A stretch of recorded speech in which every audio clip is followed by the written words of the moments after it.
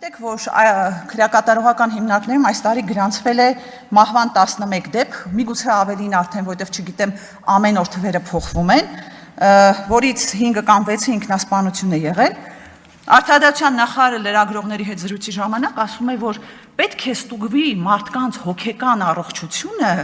եւ դրա մահվան դեպքերը կապում է այդ հոգեկան առողջության հետ։ Ես դեմ չեմ, ստուգեք հոգեկան առողջությունը, որոշ բարձրաստիճան պաշտոնյաների հոգեկան առողջությունը առավել եւս ստուգեք։ Բայց ինչ է ստացվում։ Մարդիկ ում կյանքը վստահված է պետական մարմնին, այդ պետական մարմինը որևէ մեղք չուներ, որևէ պատասխանատվություն չուներ, մարդիկ էին մեղավոր, հա, մի հատ հոգեկան առողջությունը ստուգենք, տեսնենք ինչ ա եղել, հա։ Միպի լռությունը միայն թուլություն չէ, դա նաև սոցիալական անարդարությանը ուղղակի լեգիտիմություն տալու ձև է, երբ պաշտպանը լռում է,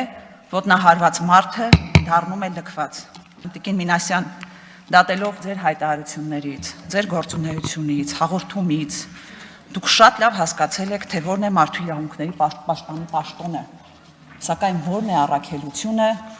թերևս պետք է մտածեք։